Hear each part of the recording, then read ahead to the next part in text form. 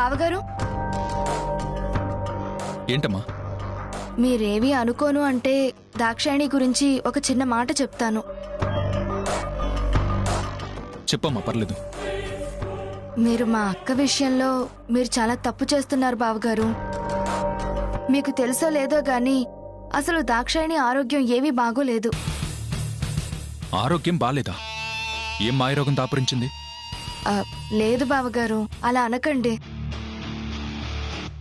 సీతక్క ఇంటి నుంచి వెళ్లిపోయాక మన ఇంట్లో అవసరాలు తీర్చడానికి తను చాలా కష్టపడుతోంది. అక్క మాదిరిగానే ఈ ఇంటి బాధ్యతలన్నీ తన భుజాల మీద వేసుకుని మన ఇంట్లో ఎవరూ ఇబ్బంది పడకూడదు అని ఆరాట పడుతోంది. అందుకే చిట్టీల బిజినెస్ నడిపిస్తూ టెన్షన్లన్నీ బుర్రలో పెట్టుకుంటోంది. శ్రవణ్ పెట్టిన ట్రావెల్స్ కోసం ఇల్లు తాకట్టు పెట్టాం కదా. అవును. 3 నెలల నుంచి వాయిదాలు కట్టడం లేదు అని మొన్న బ్యాంకు వాళ్ళు ఇంటికొచ్చి గొడవ చేస్తే దాక్షాయణియే ఆ ఈఎంఐ కట్టింది. ఇవన్నీ మీ దృష్టికి తీసుకురాకుండా తనొక్కతే అవస్థ పడుతోంది. నువ్వు చెప్పేది నాకెందుకు నమ్మశక్యంగా లేదమ్మా. మీరు నమ్మినా నమ్మకపోయినా ఇది నిజం బావగారు.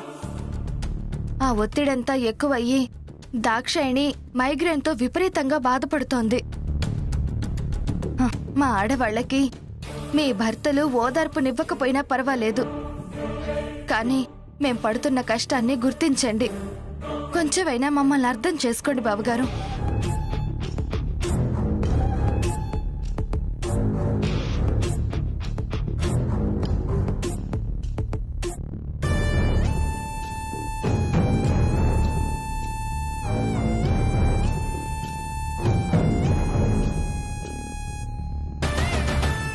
అమ్మా, అయ్యో తలనొప్పి, తట్టుకోలేకపోతున్నానే.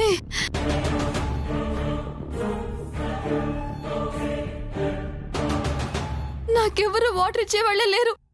మారుతి, సరస్వతి, మీరైనా వాటర్ ఇవ్వండి. ఎక్కడున్నారు అందరూ? అయ్యో తలనొప్పి. అబ్బా, నా తలనొప్పి ఎలా తగ్గుతుంది? అబ్బా, నా వల్ల కావట్లేదు. అమ్మా, అయ్యో అమ్మా, తలనొప్పి. అమ్మా, తలనొప్పి. అయ్యో తలనొప్పి.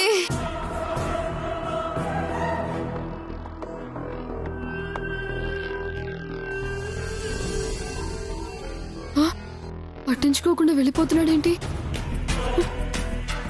ఇప్పుడు ఏం చేయాలి?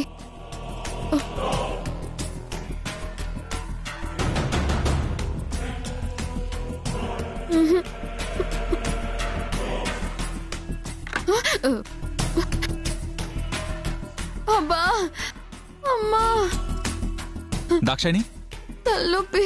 ఈ వాటర్ తాగు. అయ్యో, లే. మీరెప్పుడు వచ్చారండి? ఈ తలనొప్పితో నాకు అసలు ఏం అర్థం కావడం లేదు. ఈ మైగ్రేన్ నా ప్రాణాలు తోడేస్తోందండి. టాబ్లెట్లు వేసుకుంటేనైనా కొంచెం రిలీఫ్ వస్తుందేమో. సరే, ఇంతకీ టాబ్లెట్ ఎక్కడుంది? అక్కడుందండి. నేను వస్తా ఉండు.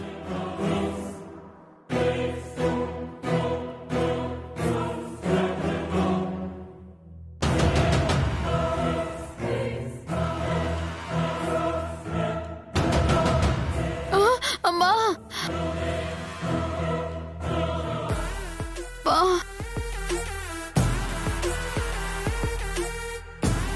దాక్షాయణి, టాబ్లెట్ వేసుకో.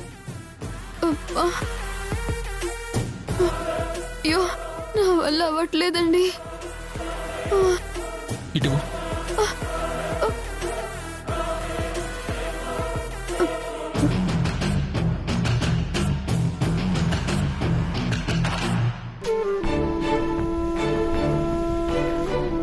దాక్షాయణి, నాకు కొంచెం అర్జెంట్ పనుంది, నేను వెళ్ళొస్తాను.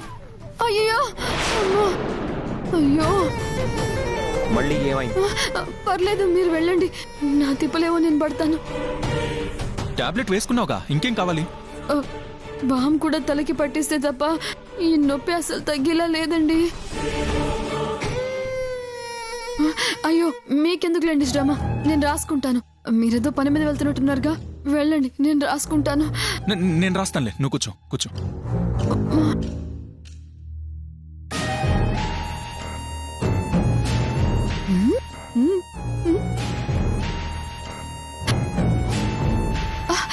అబ్బా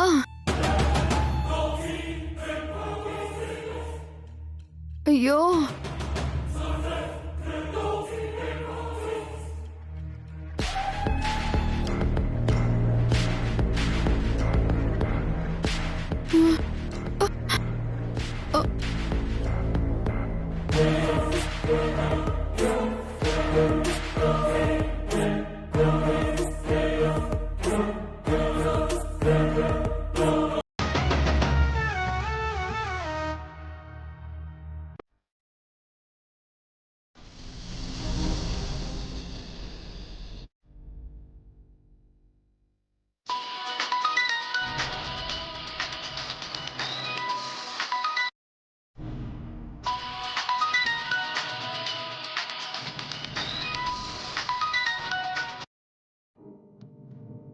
చెప్పు చిట్టి. ఇవాళ సామూహిక వివాహ మహోత్సవ వేదిక మీద ఆదర్శ దంపతులుగా అక్క బావల సన్మానముంది. అక్కనక్కడికి రమ్మని అడగడానికే బావగారు పంచామృత సేవకొచ్చారు. ఎట్లయినా అక్కనొప్పించి పంపించు బామ్మ. ఇటువంటి తాన ఒకరినొకరు 4-5 సార్లు కలుసుకుంటే దూరం తగ్గి ఇద్దరు దగ్గరైతారు.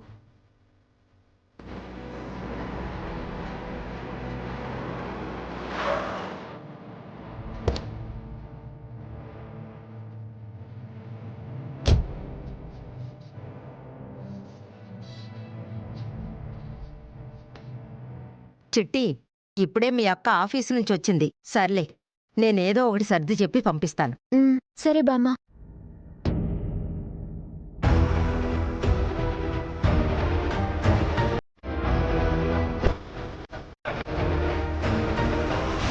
అమ్మా సీత,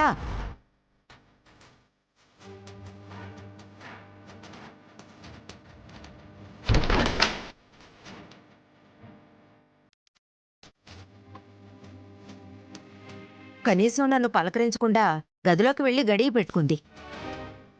ఇప్పుడు కార్యక్రమం గురించి చెప్తే కసురుకుంటుందేమో.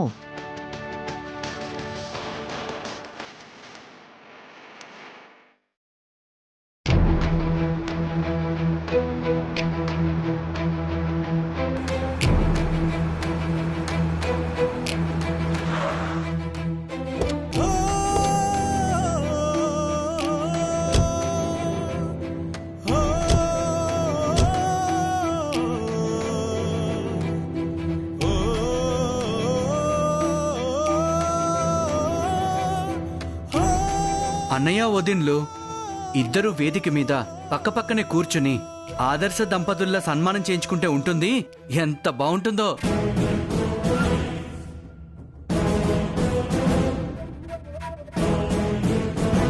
సరే పదండి, లోపలికి వెళ్దాం. వదినొచ్చాక అందరం కలిసే వెళ్దాం.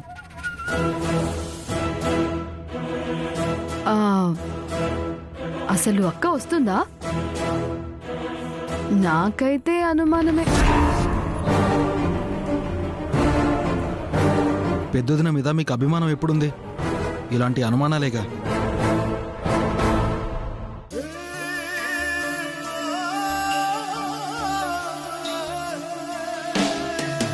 నిమిషం నిమిషం గడిచింది చూడు కాలం, గడిచే సమయం నడిపింది వింత జాలం.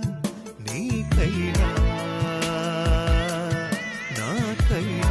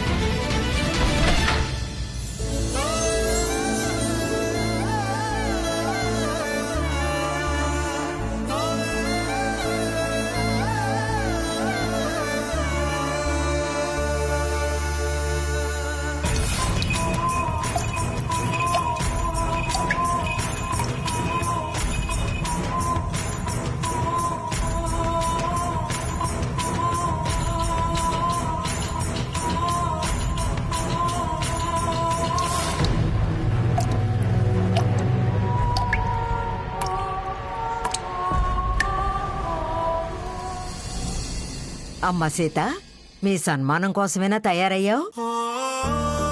అవును బామ్మ, మా ఇద్దరి మధ్యన ఏమైనా ఉండొచ్చు, అది మా వరకే. మా భార్యాభర్తల మనస్పర్ధలు ఊరి జనం ముందు లోకువు కానివ్వను. మంచి మాట అన్నావమ్మా. నేను వెళ్ళొస్తాను బామ్మ. సరే అమ్మా.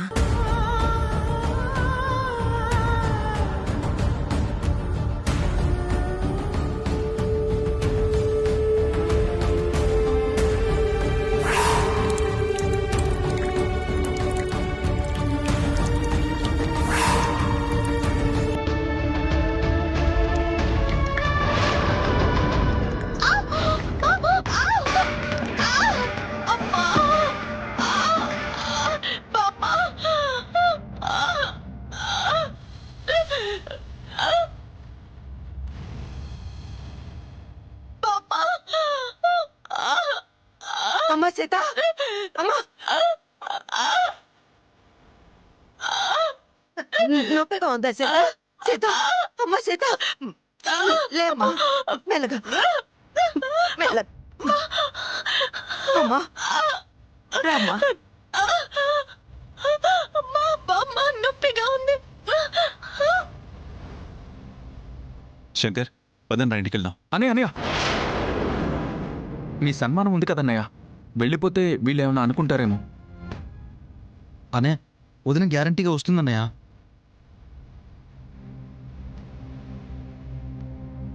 ఇప్పుడు ఎలా ఉందమ్మా? కంగారు పడాల్సిందేం లేదు. పెయిన్ కిల్లర్ ఇచ్చాను, ఓ గంటలో నార్మల్ అయిపోతారు. సరే అమ్మా.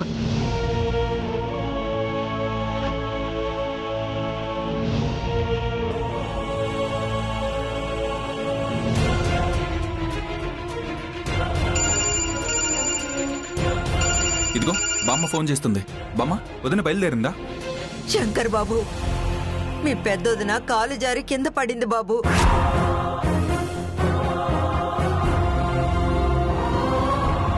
అసలే కడుపుతో ఉన్న పిల్లయే నడుం దగ్గర దెబ్బ తగిలింది బాబు. ఈ పరిస్థితిలో అమ్మాయి రాలేదులే బాబు. వదిన కింద పడిందా?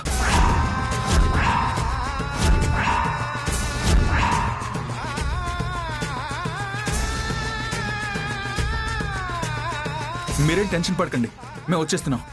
అలాగే బాబు. అన్నయ్య, వదిన కింద పడిందంట. నడుముకి దెబ్బ కూడా తగిలిందంట. పదన్నయ్య వెళ్దాం. ఇదంతా డ్రామా.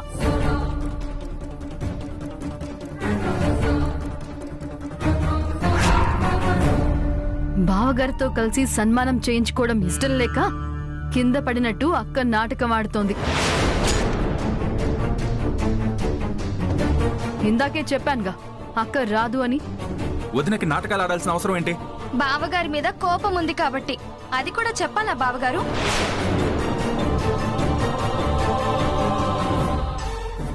ఆవిడదేం పోయింది? ఇక్కడ అందరితో మాటలు పడేది బావగారే కదా. అక్క రాకపోతే తలదించుకోవాల్సింది కూడా బావగారే. అక్కకు కావాల్సింది కూడా అదే. అన్నయ్య, అన్నయ్య, అన్నయ్య, అన్నయ్య, అన్నయ్య.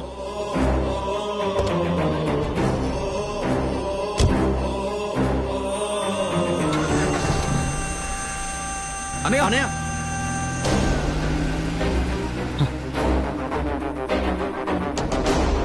మీరింకీ జన్మలో మారరు. ఎప్పుడు పెద్దొదిన మీద పడేడుస్తారు ఎందుకొదినా? ఇప్పుడేమో అన్నయ్య కోపంగా వెళ్ళిపోయాడు. మీ కళ్ళు చల్లబడ్డాయా?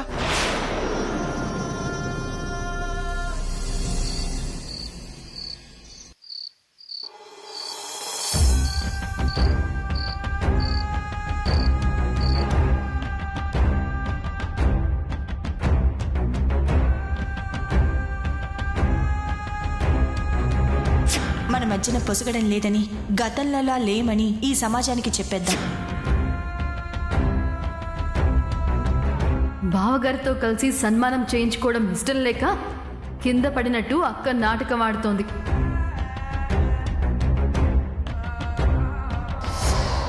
అంతర్మదనం మొదలైందా రామరాజు?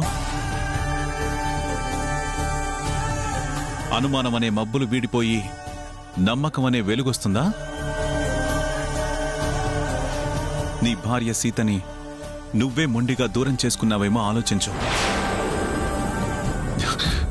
నేను మొండిగా దూరం చేయడం కాదు, తనే మూర్ఖత్వంతో నన్ను దూరం చేసుకుంది. ఎందుకు రామరాజు ఆత్మవంచన చేసుకుంటున్నావు? నీ మనసు ఒకటి చెప్తోంది, బుద్ధి మరోలా ప్రవర్తిస్తుంది. నీ మనసు చెప్పినట్టు వింటావో, నీ బుద్ధి చెప్పినట్టు నడుచుకుంటావో నీ ఇష్టం.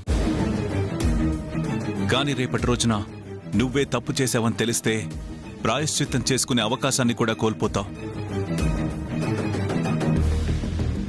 ఈలోగానే నీ భార్య విషయంలో సముచితమైన నిర్ణయం తీసుకో. ఎందుకంటే శాశ్వతంగా మీరిద్దరూ వేరుపడ్డానికి ఇదే మొదటి మెట్టేమో. దీన్ని ఇక్కడే తుంచేయడం మంచిదేమో. ఒక్కసారి ఆలోచించుకో. లేదు, నేనే తప్పు చేయలేదు. సీతే తన తప్పు తెలుసుకుని కడుపులో బిడ్డను అడ్డు తొలగించుకుని నా కోసం వస్తుంది. మొండిని మించిన మహారాజు లేడు అంటారు. నిన్ను చూస్తే అదే అనిపిస్తుంది. నేనే నిజం అనుకోకుండా ఏది నిజమో ఆలోచించు. సమస్యలు అవే తొలగిపోతాయి.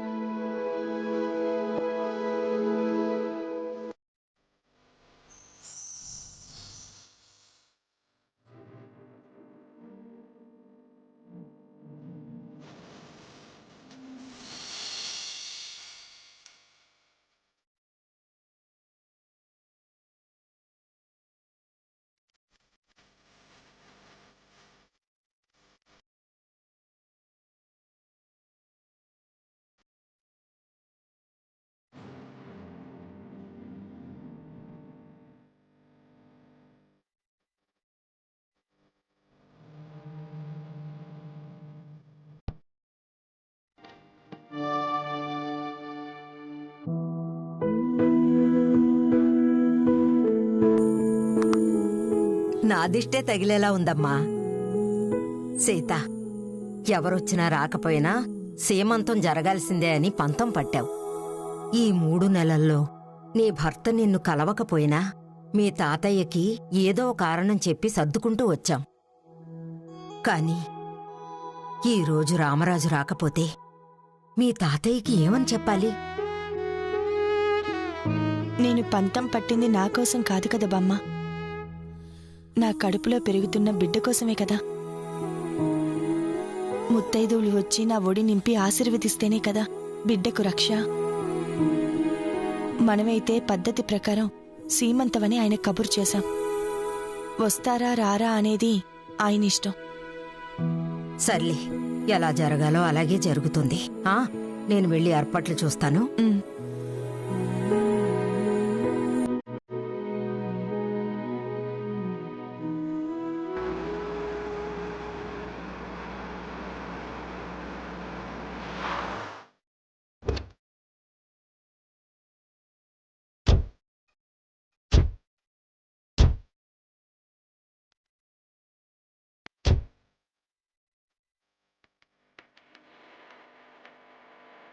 వదినా వదినా వదినా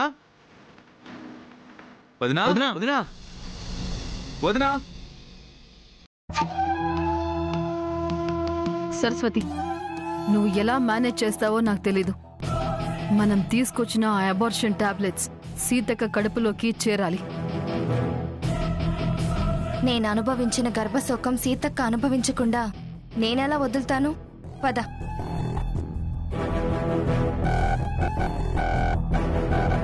వదినా వదినా వదినా. రండి బాబు, మీరొక్కరే వచ్చారేంటి? రామరాజు రాలేదా? కొంచెం ఆలస్యంగా వస్తాడని సీత చెప్పింది కదండి. అవును తాతయ్య, అన్నయ్య ఆలస్యంగా వస్తా అన్నాడు. అవును, ఇంతకీ మా వదినేది? లోపలుందయ్యా. సరే రండి. వదినా వదినా. అమ్మగారు, ఇవి ఎక్కడ పెట్టమంటారండి? తీసుకెళ్లి దాని మీద పెట్టు. అలాగేనండి. ఏమండి, ఒకసారి రావాల్సిన వాళ్ళు వచ్చారో లేదో వెళ్ళి చూడండి. అలాగే.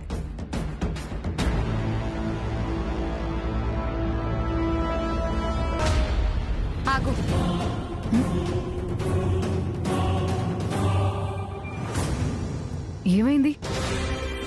మనం వచ్చింది శుభం జరగాలని కోరుకోవడానికి కాదు, కుడికాలు పెట్టి లోపలికి వెళ్ళడానికి. అశుభం జరగాలి అని. కాబట్టి లెఫ్ట్ లెగ్ తో ఎంట్రీ ఇద్దాం.